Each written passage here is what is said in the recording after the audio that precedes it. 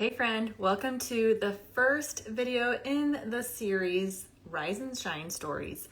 This is a new series that I'm starting to help uplift and motivate you. I will be chatting with strong women who are going to share their powerful and their inspiring stories that will help us lift and rise and shine together.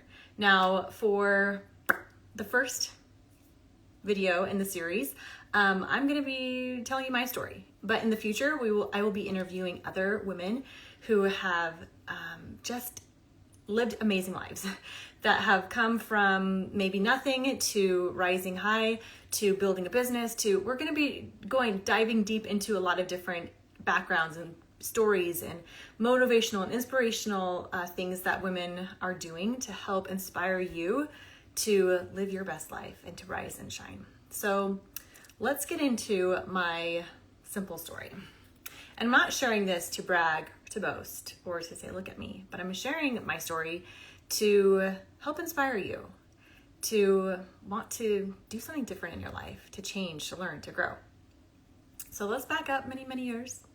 I was a shy child. I was timid. I always liked to live in the shadows. I'm an introvert, so I enjoy being by myself, and I enjoy, or at least being in small groups of people. So I've always lived my life just coasting, just trying not to be seen, not to be heard, just doing what I do.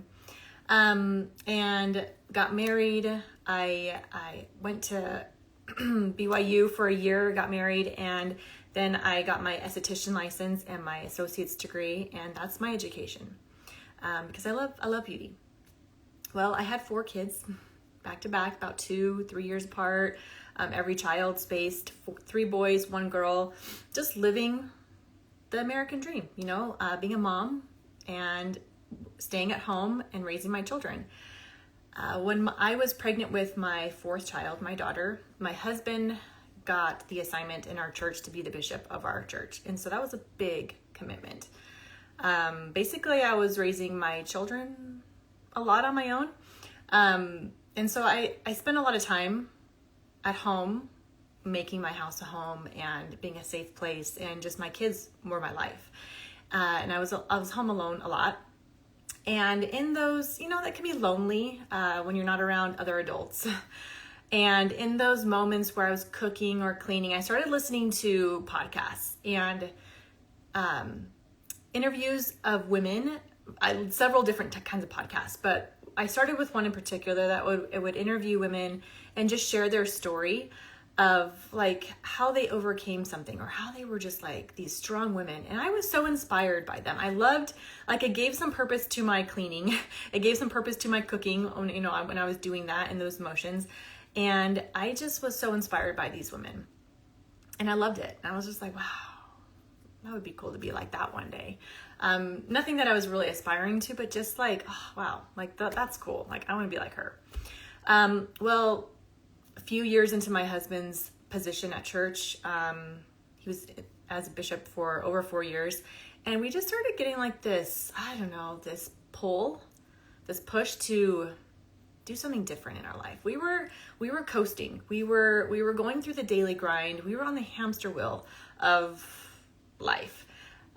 My son was in club soccer, and if you've ever been a part of a club team, you know how consuming that is for your life. So we were weekends were completely club soccer, even weeknights for practices. It was church, it was soccer, it was school. That was repeat. That was all it was. And we just were really, really busy. And we just felt like we wanted something to change. We didn't want to just coast through life. We wanted to live life on purpose. And so we started praying a lot. God, help guide us. What are we supposed to do different in our life? What are we supposed to change? Help us to know what we should do. And it became very clear that he wanted us to move. And that wasn't what we were looking for. Because we had just moved into this beautiful home with a beautiful backyard, a nice pool. The kids were happy. This was like our forever home. But it was very clear that we needed to move. And especially it was weird because my husband was bishop and we had that commitment.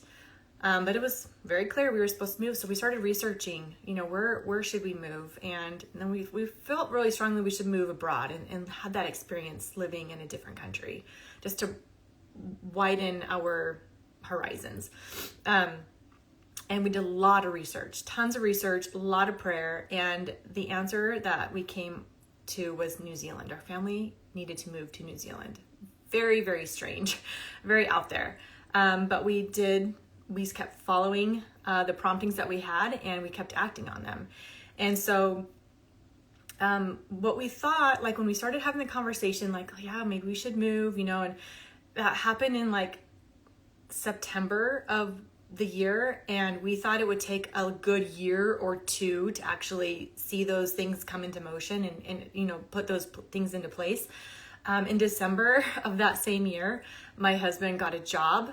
We got work visas, we got our passports, we got all the things. And it was just a matter of like, everything fell into place. It was so crazy. It was a whirlwind. It was just like, where did this come from? But we just kept acting on our promptings that we got from God. So, in under 6 months from the time that we started having discussion that we needed to do something different in our lives, we moved our family to New Zealand. We sold 3/4 of our belongings because, as a normal American life, like you start collecting stuff like hand-me-downs from siblings, from parents. You collect stuff from sale items, Black Friday, like we think we need things, and we started collecting a lot of stuff. So we ended up selling 3/4 of our stuff. We sold both of our cars. We had 2 homes at the time. We sold both of the homes. I mean, like we just purged, and we put all of our belongings, like couch, basic belongings, couch, bedding, those, essentials into a shipping container, and we shipped it across the sea to New Zealand. And that's all we had. So we moved to New Zealand, and we didn't know how long we would be there. We didn't know why God needed us to be there, but we did it.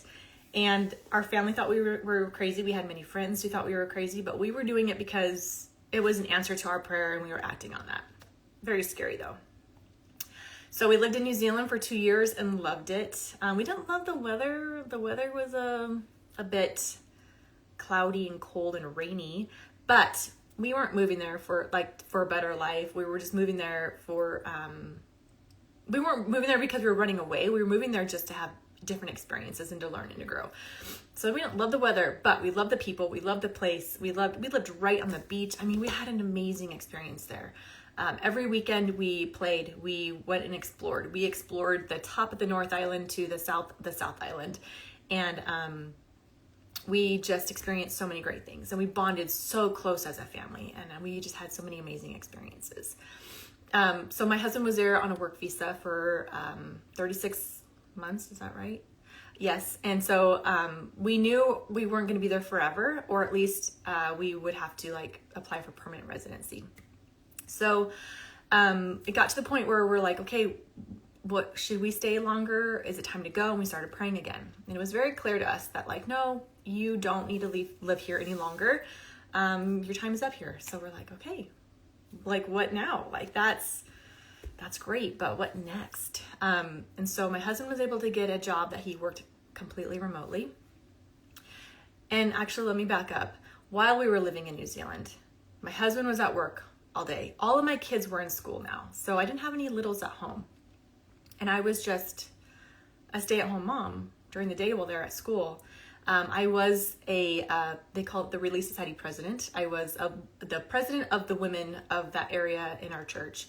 So I did keep busy with that, serving the women, getting to know the women, and it was really a great blessing. But, and a lot of that alone time, I listened to a lot of podcasts. Again, more podcasts, uplifting, motivational, positive stories that I was listening to. And in New Zealand, and a lot of places around the world, they don't have dryers. And so our rental home did not have a dryer. And so we had to wash our clothes and then hang dry our clothes. And that took a lot of time as a family of 6. So I was hanging dry a lot of clothes. And so while I was drying those clothes every day, I would listen to these podcasts. And again, this one in particular was interviewing women who had businesses and who acted on these ideas and built this business, and we're having thriving, great businesses. And I thought, wow, that's so cool. But I was not striving to own a business. I just thought it was really inspirational to hear these women's stories and to just like, wow, they got outside their comfort zone and like, look at them grow. I just loved it. It was very inspirational. Well, during that time, while we were living in New Zealand, the opportunity was presented to start a makeup company with my sister-in-law. And so I was like, you know what, why not?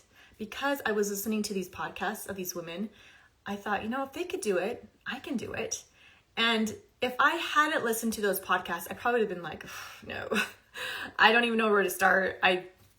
Little timid JOELLEN, that's not for her. But because I was listening to these women's stories and I was like, well, they had ideas and they acted on them. Like, that's a cool thing. Like, this is an idea that's presenting to me. Why don't I just give it a try and see where it goes? So while we were living in New Zealand, we started this makeup business together and I loved it. It was a great, like, creative outlet and it helped me like learn and grow. I started like taking courses on blogging and YouTube and videography and editing and all the things. Like I was learning from scratch, and it gave so much life to my everyday life. Like, it was breathing purpose, and I was learning and growing, and I loved it. It felt so good. Okay, so back to our family was going to leave New Zealand. My husband got a remote job. I was doing this job all remotely as well. And we thought, well, you know what? Why don't we travel? Like, nothing is tying us down. We don't have a mortgage. We don't have cars. We sold literally at this point all of the rest of our stuff. And we traveled the world for 6 months into 17 countries. We went to Asia, all over, like Europe, Asia, all the countries. It was so many cool places, so many cool experiences. It was just so eye-opening seeing how other people live, embracing their culture, their religions. It was an amazing experience. But that's not a normal thing. Like, that's scary for a lot of people. But because we were acting on promptings from God, and because I had listened to these other stories of these women and they're like getting outside their comfort zone, I thought, well, if they can do hard things, I can do hard things too. And so that 6 months was amazing. And we thought, okay, while we're traveling, we'll just keep praying and be like, okay, what next, God? Like, what's after this? Where do you want us to settle down and live? So every place we visited, I was praying. I was thinking somewhere safe in the United States we would settle again. But I wasn't getting any answers. None at all. It was getting kind of frustrating, and we were getting down to the last 2 months of our traveling, and I was getting a little bit like impatient. And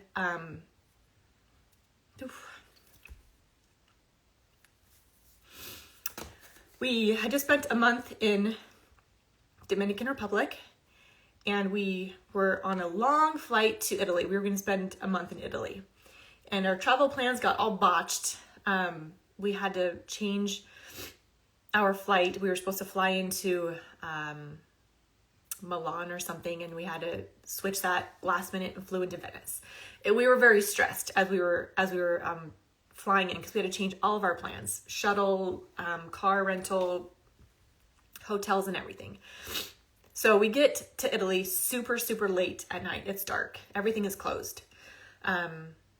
We get onto the shuttle from the airport to our hotel, and it just hits me so hard out of the middle of nowhere that our family was supposed to move there. And I'm emotional about it because it was such a spiritual, strong experience that, once you have one of those, it's so tender to you. So every time I share it, the feelings resurface. The funny thing is like, I have always wanted to go to Italy. That was on the top of my bucket list.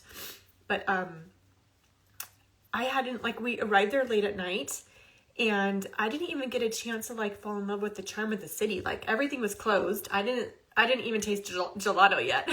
I didn't experience any of that. God just knew he was supposed to tell us we were supposed to move there. So I had that special, strong feeling as we're on the shuttle. And I don't say anything to my husband that night because I just kind of want to let it sink in. We had to stay in 2 separate hotel rooms. Europe is a little different than that. They don't like putting all their family in one little room. So I took 2 kids, my husband took 2 kids, and I just like let it marinate, that feeling. Got up the next morning, had a delicious, amazing buffet breakfast. Italians know how to do their buffets right. And we got into the bus stop line to catch a bus into Venice for the day. And as we were sitting there waiting for the bus, my husband looks over at me and he's like, "We're supposed to move here." I was like, "I know. I got that feeling last night." So it was incredible. So both of us at least were on the same page. I didn't have to convince him or anything, but we both just got those nudges from God that we were supposed to move there. So that's all great.